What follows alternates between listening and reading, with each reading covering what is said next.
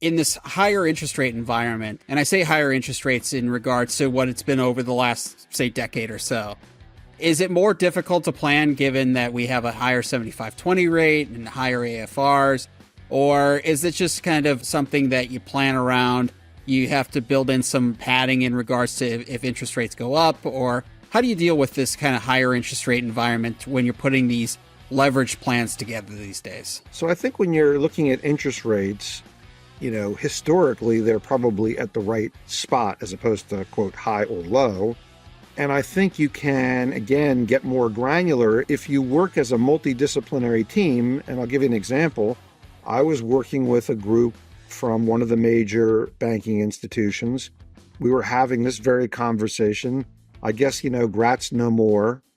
And he started telling me that he was layering onto this particular client's portfolio structured notes that his own firm was sort of a counterparty to.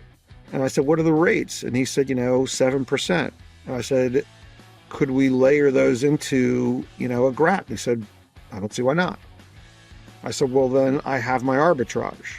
And if we mix it in with partially a portfolio, maybe there's even some hedging there if the market goes up further. And so I think, you can play that game with the right asset classes. And again, going back to my comment earlier, active management. I mean, GRATs are just nothing more than a financial arbitrage, and you're purely guessing. You have no idea what's going to transpire over multiple years.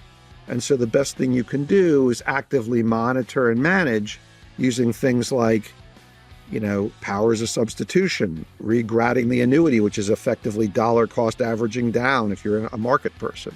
You can do all kinds of financial tricks, treats, and whatever you want to call them, but you can actively manage for income if that's what you're proposing to do. So I think you can manage into that.